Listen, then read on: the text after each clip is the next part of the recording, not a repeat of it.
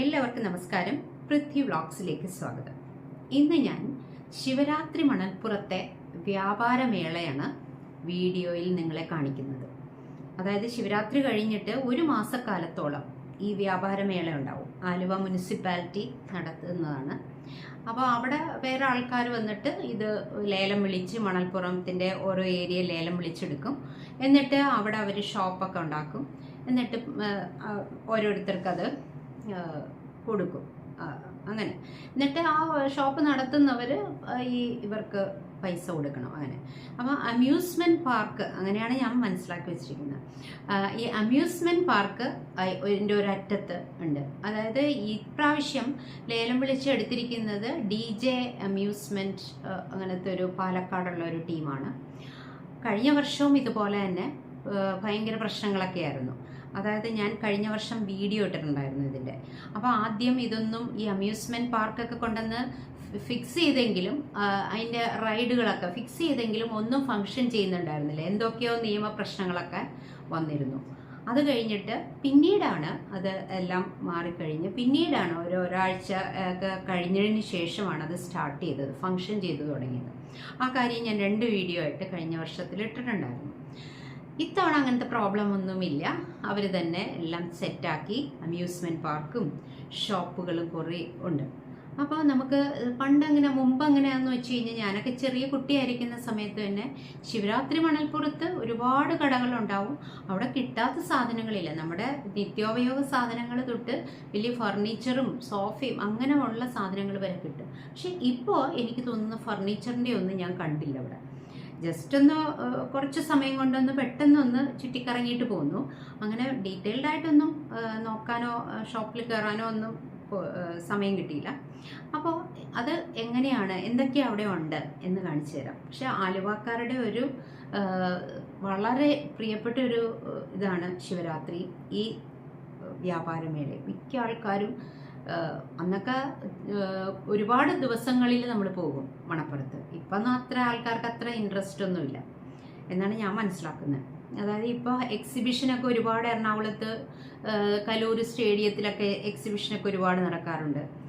അതുപോലെ തന്നെ പിന്നെ ഇവിടെ എറണാകുളത്തപ്പൻ ഗ്രൗണ്ടിലൊക്കെ ഒരുപാട് എക്സിബിഷൻസ് നടക്കാറുണ്ട്. ഞാൻ അവിടെയൊക്കെ പോയിട്ടുണ്ട്. അപ്പോൾ അതുകൊണ്ട് ഇപ്പോൾ ശിവരാത്രി മണൽപ്പുറത്ത് എന്ന് വെച്ചാലും ആൾക്കാരുണ്ട്, തിരക്കുണ്ട്. ഇപ്പം ഇന്നലെ സൺഡേ ആയിരുന്നു. അപ്പോൾ ഇന്നലെ രാത്രി ഒരു 8 മണിയോടുകൂടിയാണ് ഞാൻ പോയത്. എന്നിട്ട് 9:30 ആയപ്പോഴത്തേക്കും തിരിച്ചു പോരുകയും ചെയ്തു. ജസ്റ്റ് ഒന്ന് എന്തൊക്കെയുണ്ട് എന്നൊക്കെ ഒന്ന് നോക്കാൻ വേണ്ടിയിട്ട് പോയതാണ്.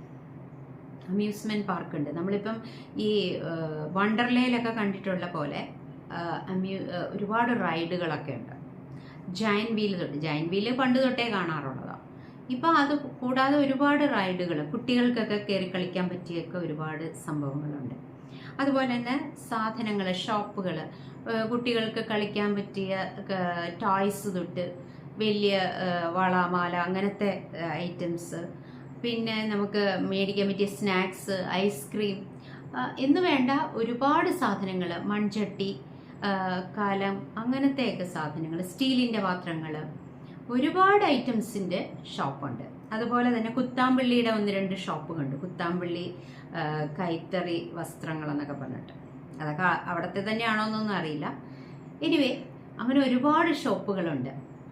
പണ്ടൊക്കെ മണൽ ഭയങ്കര പൊടിയായിരുന്നു ആയിരിക്കും. ഇപ്പം അങ്ങനെയല്ല.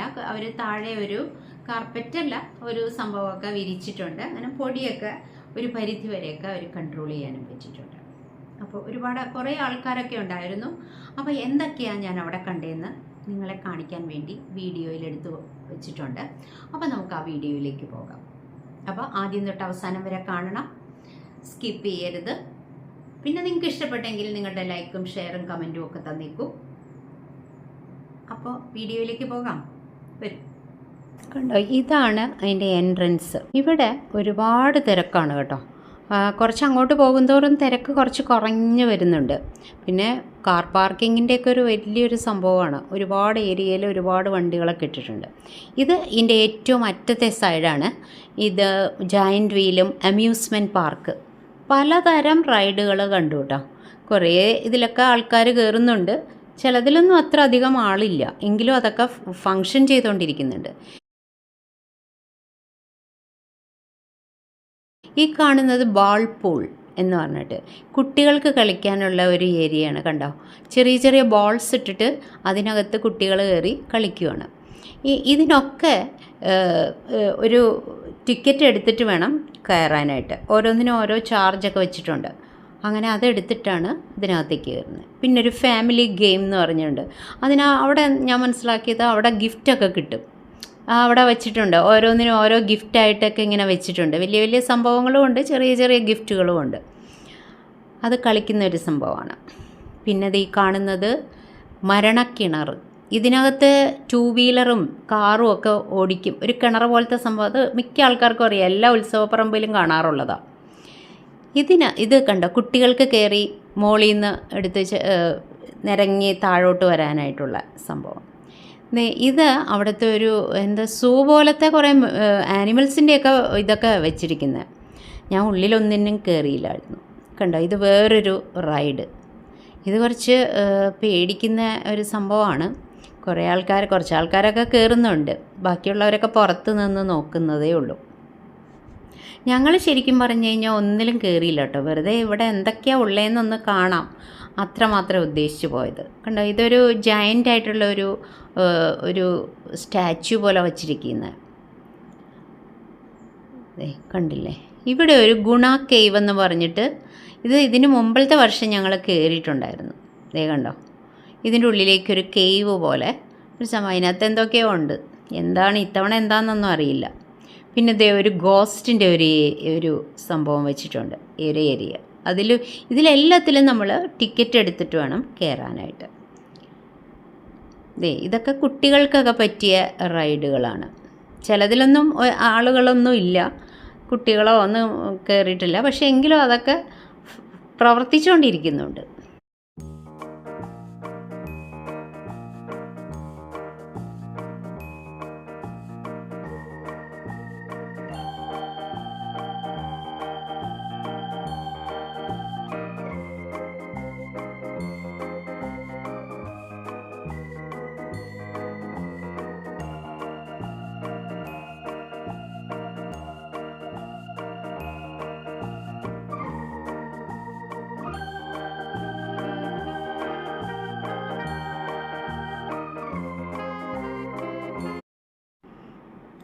ഇതൊരു വഞ്ചി പോലത്തെ ഒരു ഇതാണ്, അത് വെച്ചിട്ടുള്ള അതിൻ്റെ ഒരു റൈഡാണ്. കണ്ടോ, അത് ആദ്യം വളരെ സ്ലോ ആയിട്ട് മൂവ് ചെയ്യുന്നത്, പിന്നെ കുറച്ച് കഴിയുമ്പോഴത്തേക്കും ഭയങ്കര സ്പീഡിലായിട്ട്. അപ്പം കുറച്ചും കൂടെ നല്ല സ്പീഡിൽ നല്ല ഹൈറ്റിലേക്ക് മൂവ് ചെയ്തു.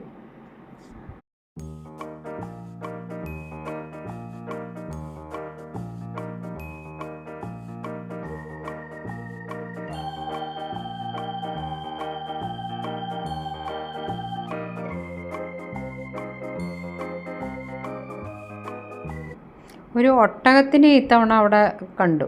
ഇതിൻ്റെ പുറത്ത് കയറ്റി മുതിർന്നവർക്കും വേണമെങ്കിൽ കയറാം.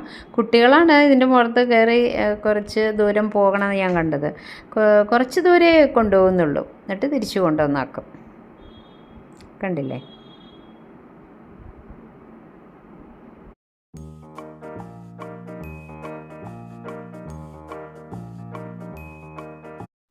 ഇനി ഈ ഭാഗത്ത് കുറേ ഷോപ്പുകളാണ്.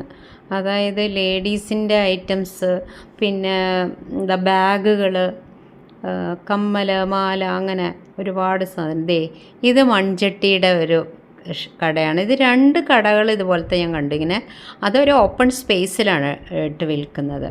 ഞങ്ങൾ ഒരു സ്ഥലത്തുനിന്ന് 2 മൺചട്ടി ഞാൻ വാങ്ങിച്ചായിരുന്നു. ഞാൻ എല്ലാ വർഷവും വാങ്ങിക്കാറുണ്ട്. അവരെനിക്ക് ചട്ടി റെഡിയാക്കി കിറ്റിലിട്ട് തരുക. 200 രൂപ 2 എണ്ണത്തിന്. ഈ മണപ്പുറത്ത് തന്നെ താൽക്കാലികമായിട്ട് മുനിസിപ്പൽ ഓഫീസും ഫയർ സ്റ്റേഷനും അതുപോലെ തന്നെ പോലീസ് സ്റ്റേഷനും ഒക്കെ അവർ സജ്ജീകരിച്ചിട്ടുണ്ട് കേട്ടോ. ബെഡ്ഷീറ്റുകളുടെയൊക്കെ ഒരു കട, രാജസ്ഥാനി ബെഡ്ഷീറ്റ് അങ്ങനെയുണ്ട്. പിന്നെ കുത്താമ്പള്ളിയുടെ ഷോപ്പുകൾ 2 എണ്ണം കണ്ടു. ഇത് കണ്ടോ, ബലൂൺ. പണ്ടത്തെ ബലൂണല്ലേ, ഇപ്പം വേറൊരു ടൈപ്പ് ബലൂൺ പോലത്തെയാണ് ഇപ്പോൾ കാണുന്നത്. ഇത് നമ്മുടെ ശിവക്ഷേത്രം കണ്ടില്ലേ, ആ ഭാഗത്ത് നല്ലൊരു തിരക്കുണ്ടായിരുന്നു. ഇവിടെ നിന്നാണ് ഇതിലേക്ക് കയറുന്നത്. കണ്ടോ, കമ്മൽ, മാല, അങ്ങനത്തെയൊക്കെ കമ്മലുകളാണ് കൂടുതലും. അവിടെ നല്ലൊരു തിരക്കുണ്ടായിരുന്നു. പിന്നെ ചെറിയ ചെറിയ ഐസ്ക്രീം ഷോപ്പുകളൊക്കെ ഉണ്ടായിരുന്നു.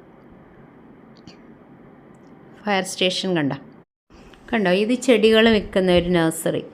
ഇത് ശരിക്കും നാച്ചുറൽ ഫ്ലവേഴ്സാണ്. ചെറിയ ചെറിയ കവറിനകത്ത് മണ്ണൊക്കെ നിറച്ച് അങ്ങനത്തെ ഇതാണ്. കുട്ടികളുടെ ടോയ്സിൻ്റെ ഒരു ഏരിയ തന്നെ, ഒരുപാട് കടകളുണ്ട്.